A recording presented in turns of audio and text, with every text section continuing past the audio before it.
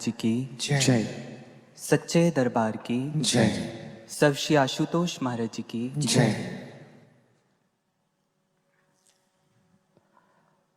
आज से लगभग 30 वर्ष पहले की यह घटना है। मिशन अभी अपनी प्रारंभिक अवस्था में था और महाराज जी ने सबको यह आज्ञा दी थी कि जन जन में इस ज्ञान अमृत को बांटो। और उस समय 4-5 सत्संग सुनने के बाद ज्ञान दीक्षा दे दी जाती थी। इसी दौरान एक प्रचारक भाई महाराज जी के पास गए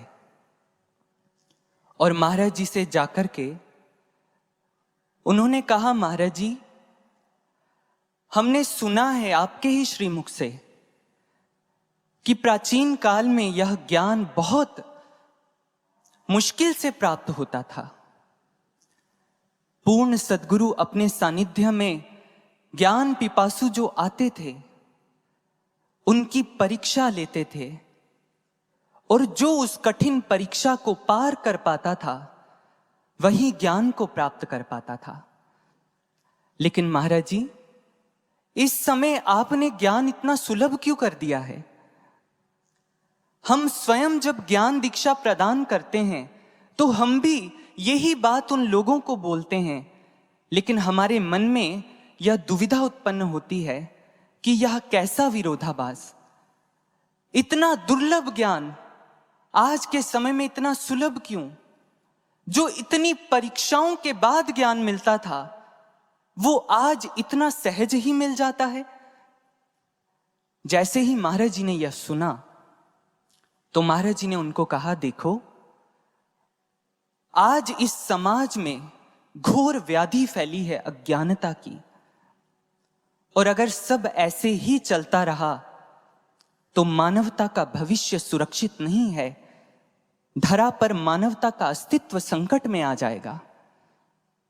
इसलिए यदि इस धरा को बचाना है, इस मानवता को बचाना है, तो ज्ञान की संजीवनी बूंदें जन जन में बांटनी होंगी। इसलिए जन जन को हमने यह ज्ञान सुलभता से प्रदान कर दिया है।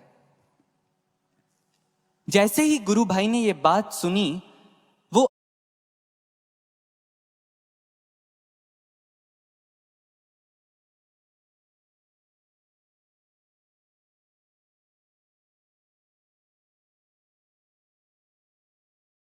अभी अपना अगला प्रश्न रखने ही वाले थे कि महाराज जी एकदम से बोले, लेकिन हमने ज्ञान की कीमत को कम नहीं किया है, भले ही हमने ज्ञान को सुलभ किया है।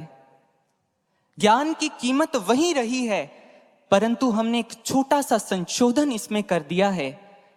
प्राचीन काल में ब्रह्म ज्ञान देने से पहले गुरु परीक्षा लेते थे और अब ज्ञान देने के बाद हम परीक्षा लेंगे।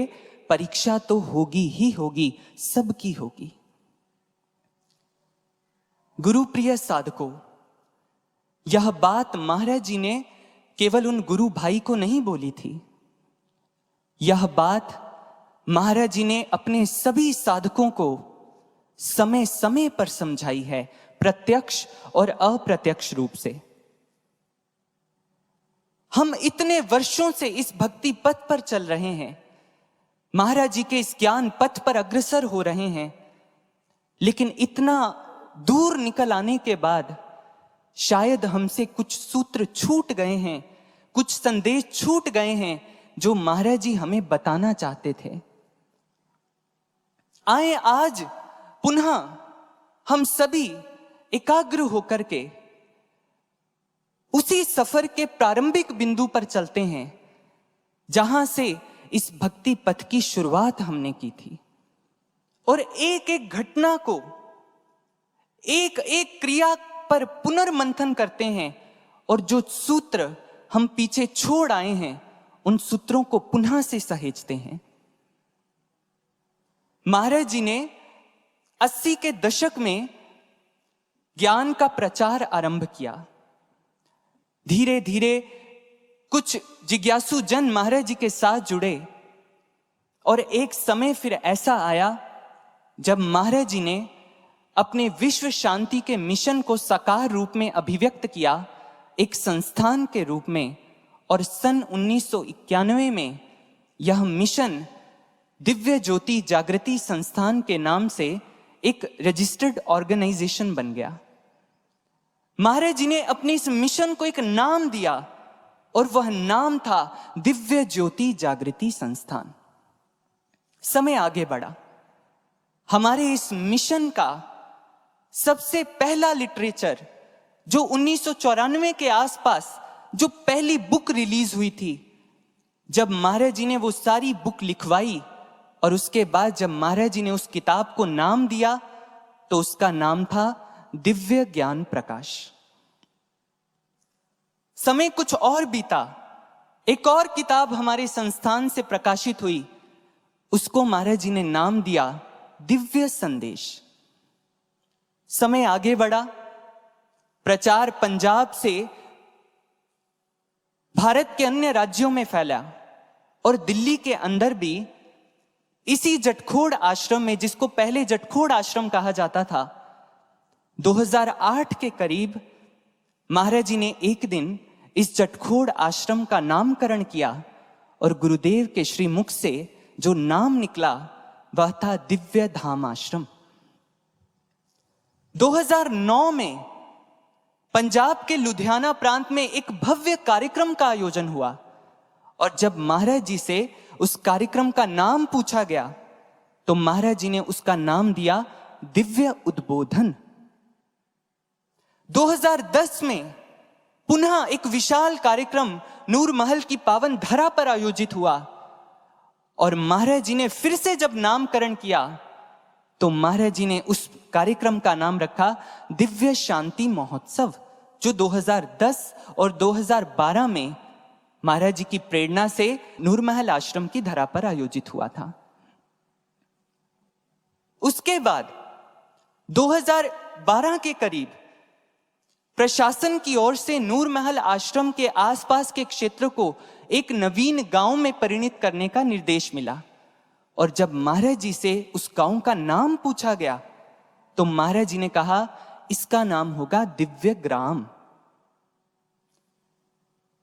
ये सब कुछ होने के बाद एक सूत्र, जो एक इन सब में कॉमन चीज है जो शायद आप पकड़ पा रहे हैं, वह है शब्द दिव्य।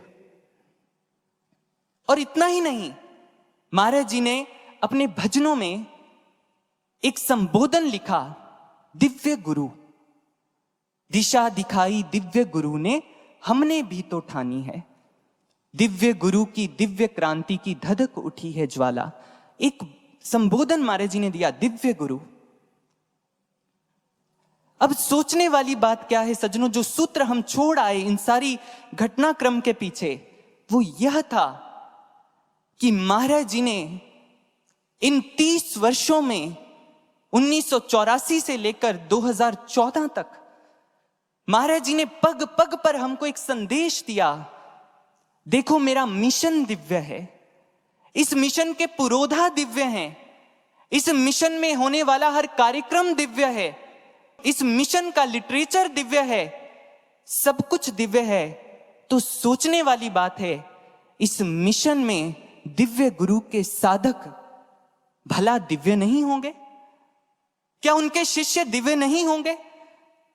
निसंदेह वो दिव्य ही होंगे और दिव्य ही होने चाहिए। लेकिन ये दिव्यता किन शिष्यों के भीतर आती है? ऐसे दिव्य मिशन के लिए, ऐसे दिव्य गुरु के दिव्य शिष्यों का चुनाव गुरु स्वयं करते हैं, उन्हें परीक्षा काल में डालकर। एक समय ऐसा आता है, ज्ञान तो गुरु सबको देते हैं, लेकिन जब चयन की बारी आती है, जिसमें से उन्होंने अपने दिव्य शिष्यों का चयन करना होता है, तब एक काल आता है हर शिष्य के जीवन में, परीक्षा काल। और यह बात महाराज जी ने हमें फिर से इतने घटनाक्रम के बाद भी जब हम नहीं समझे, तो 2010 से 2014 तक महाराज जी ने अपनी रचनाओं के माध्यम से हमें इसी परीक्षा काल का बार बार संकेत दिया। तूफान आ रहे हैं तेवर बदल बदल कर, कुटिल चाल कलिकाल चल रहा, युग की गति पहचानो। कुचले जाओगे आशुतोष वे तांडव में दीवानो, रात हो कितनी भयंकर वायु का विकराल हो स्तर। इन सभी पंक्तियों में महाराज जी ने भावी परीक्षा काल की एक झलक हम सबको प्रदान की, सिर्फ यह बताने के लिए कि देखो ऐसा काल अवश्य आएगा जब तुम सबको एक भयंकर, एक घोर भयावह कालखंड में से होकर गुजरना पड़ेगा, जिसमें से तुम सबका चयन होगा। और जब महाराज जी समाधि में चले गए और इतना सब कुछ होने के बाद भी जब हमारे हाथ से ये सूत्र छूटा, हम नहीं समझ पाए कि महाराज जी हमें क्या बताना चाहते हैं, तो 2017 में महाराज जी ने पुनः एक अनुभव के माध्यम से हम सबको इसी भावी परीक्षा काल की एक झलक दिखाई। और वो झलक क्या थी, आइए हम सब मिलकर के श्रवण करते हैं। अभी तो बवंडर उठेंगे भयंकर, पथ में बढ़ेंगे अभी शूल कंकर, घटाओं का गर्जन विकल मन करेगा, सघनतम बढ़ेगा न कुछ दिख पड़ेगा, विकट आंधियां दृष्टि धूमिल करेंगी, भ्रमित बुद्धि होगी न धीरज धरेगी, न धीरज धरेगी। देखा आपने सज्जनों, कैसे भयावह काल की एक झलक महाराज जी ने हम सबको दिखाई है। अक्सर जब यह पंक्तियां एक बुद्धिजीवी साधक, एक तथाकथित बुद्धिजीवी साधक सुनते हैं, तो वो यह सोचते हैं कि हमें शायद डराने का प्रयास किया जा रहा है।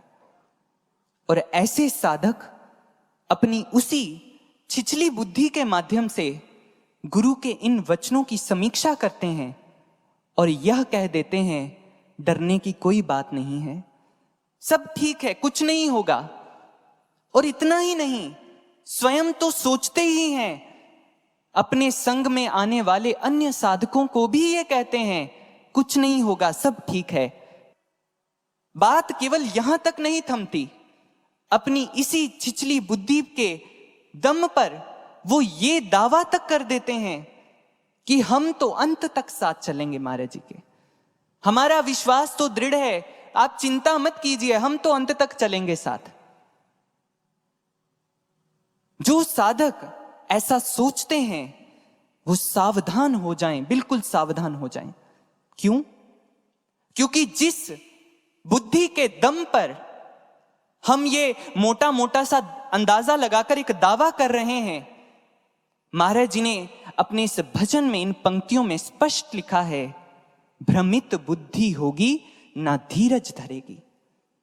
जब वह परीक्षा काल आरंभ होगा तब आपकी यह बुद्धि भ्रमित हो जाएगी, आपकी यह बुद्धि भ्रमित होकर के आपके ही पथ में कांटे पैदा कर देगी, आपको ही पथ से भ्रमित कर देगी। और केवल मात्र इतना नहीं, महाराज जी ने इन 30 सालों में हमें बार बार ये संकेत दिया अप्रत्यक्ष रूप से कि कैसे भ्रमित हुई बुद्धि साधक का विनाश कर देती है। कैसे संकेत दिया महाराज जी ने? हम सभी ने जब से इस मिशन से जुड़े हैं, हमने अक्सर श्री राम कथाएं, श्रीमद् भागवत कथाएं और श्री शिव कथाओं का रसपान किया होगा दिव्य ज्योति जागृति संस्थान के मंचों से। लेकिन महाराज जी ने इन कथाओं के माध्यम से भी जो साधकों के लिए सूत्र छिपे थे वो बार बार हमारे सामने लाने के प्रयास किए, जो हमसे फिर छूट गए। बात करते हैं शिव कथा और श्री राम कथा की। आप सब ने सती विमोहन प्रसंग अवश्य सुना होगा, आज फिर से सुनते हैं एक बार, लेकिन अब दृष्टिकोण थोड़ा सा भिन्न रखेंगे। सती ने भगवान शिव की अर्धांगिनी है, उनकी वामांगी है। सती ने शिव के साथ भगवान श्री राम को नरलीला करते हुए देखा। जैसे ही शिव ने देखा तो शिव ने झट से कहा, जय जय सच्चिदानंद जग पावन। सती ने जब यह सुना तो सती ने कहा, प्रभु यह तो साधारण जीव है जो अपनी पत्नी की खोज में दर दर भटक रहा है, आपने इनकी जय जयकार क्यों की? भगवान शिव ने बहुत प्रयास कर सती को समझाया, सती ये जीव नहीं है, ये तो जीवों के स्वामी श्री हरि हैं जो नरलीला कर रहे हैं। अब सोचिए, सती भगवान शिव की पत्नी है, शिव का संग कर रही हैं और स्वयं शिव अपने श्रीमुख से इस बात पर मोहर लगा रहे हैं कि ये भगवान ही हैं, लेकिन सती फिर भी एक ही बात पर अड़ जाती है, प्रभु मैं विश्वास नहीं कर सकती। क्यों? क्योंकि सती दक्ष की पुत्री है, दक्षायनी है, दक्ष के संस्कार सती में है, बुद्धि का प्रयोग कर रही है। भगवान ने कहा जाओ परीक्षा लेकर के आओ। सती ने अब अपनी बुद्धि का प्रयोग किया और माता सीता का रूप धारण कर जो प्रभु श्री राम मां सीता की खोज कर रहे थे उनके सामने जाकर के खड़ी हो गई। बुद्धि का प्रयोग किया और जैसे ही खड़ी हुई भगवान ने झट से अपनी भगवत्ता का परिचय दिया और कहा, मां आप अकेली यहां क्यों घूम रही हैं? वृषकेतु भगवान शिव कहां हैं? सती ने जैसे ही यह सुना उसी समय सती भ्रमित हो जाती है, अरे यह क्या हो गया? अब देखिए, बुद्धि से परीक्षा लेने चली है और फिर उसी बुद्धि का प्रयोग कर जब भगवान उसकी परीक्षा में पास हुए तो सती अपनी उसी बुद्धि के द्वारा, फिर से भ्रमित हुई बुद्धि के द्वारा शिव को जाकर असत्य कहती है, प्रभु मैंने तो परीक्षा ली ही नहीं, मैं तो उन्हें प्रणाम किया और आपकी तरह उनका वंदन करके मैं वापिस लौट आई हूं। अब उसकी भ्रमित बुद्धि का देखिए परिणाम क्या हुआ। सती भगवान शिव से दूर हो गई, भगवान शिव का वियोग उसे सहना पड़ा, आत्मदहन हुआ सती का और सती एक जन्म भगवान से पुनः दूर चली गई। यह हमने सबने सुना है प्रसंग। दूसरा प्रसंग सुनिए श्रीमद् भागवत महापुराण का। श्रीमद् भागवत महापुराण में एक प्रसंग आता है, ब्रह्मा जी ने भगवान श्री कृष्ण को बाल लीलाएं करते हुए देखा और उस समय जैसे ही प्रभु को बाल लीलाएं कर रहे थे, प्रभु जूठा भोजन खा रहे हैं अपने ग्वाल बालों के साथ, तो ब्रह्मा जी की बुद्धि भ्रमित होती है और ब्रह्मा जी अपनी बुद्धि लगाते हैं और सोचते हैं ये कैसे भगवान हो सकते हैं, ये तो जूठा खा रहे हैं। अब हैरानी की बात देखिए, ये वही ब्रह्मा जी हैं जिन्होंने प्रभु के सामने प्रार्थना की थी कि प्रभु धरती पर आप जन्म लीजिए, आप अवतार लीजिए, और उनको पता है कि कृष्ण रूप में भगवान ही अवतरित हुए हैं, लेकिन यहां भी बुद्धि आई तो भगवान की लीला देखकर ब्रह्मा जी भ्रमित हो गए और ग्वाल बालों और गौओं का हरण कर ब्रह्मलोक में ले गए।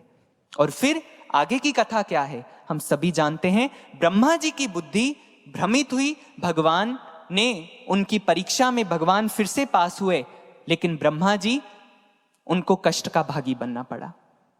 तीसरी घटना रामचरितमानस की, राम कथा की। गरुड़ ने भगवान श्री राम को देखा नागपाश में बंधे हुए।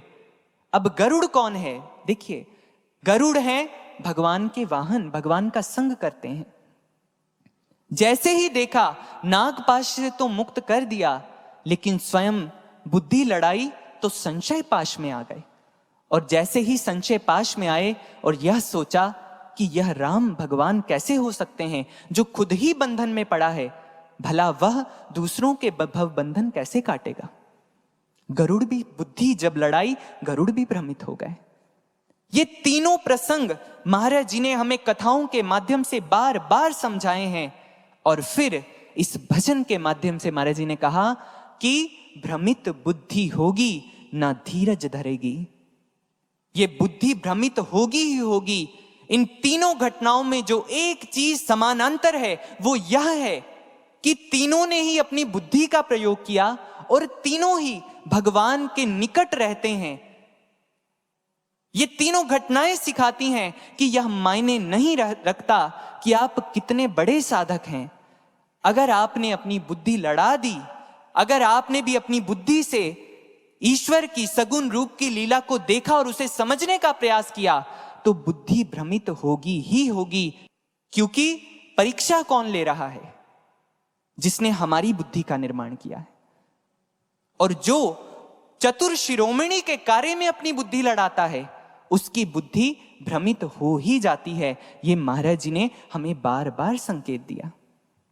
और इतना ही नहीं, केवल इतनी छोटी सी बात समझाने के लिए महाराज जी ने हम सबको एक लाइव डेमो भी दिया।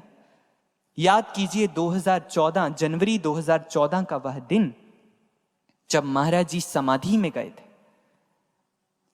वह सूचना जैसे ही हम सबके कानों में किसी भी माध्यम से पहुंची, आप सभी साक्षी हैं इस बात के कि जिसने बुद्धि लड़ाई उस समय, जिसने अपनी बुद्धि का प्रयोग किया, वो भ्रमित हुआ ही हुआ। और आज वो इस मिशन से, महाराज जी के इस पथ से कोसों दूर चले गए हैं, महाराज जी के इस पथ को छोड़ चुके हैं। और ये बात कहते हैं कि जब महाराज जी आएंगे तब हम भी आ जाएंगे। ये है भ्रमित बुद्धि जो करती है। ये जो बुद्धि है हमारी, ये कैसी है? आपने आइसबर्ग देखा होगा जो समंदर के अंदर होते हैं। ये देखने में बड़े छोटे से लगते हैं ऊपर से, लेकिन अंदर तक गहरे, इतने गहरे बैठे होते हैं कि टाइटैनिक जैसा जहाज भी जो बना था ना डूबने के लिए, वो भी जहाज जब इस छोटे से दिखने वाले आइसबर्ग से टकराया तो उसका नामो निशान खत्म हो गया, डूब गया, वो नष्ट भ्रष्ट हो गया। ऐसे ही ये बुद्धि होती है। जब तूफान न पल भर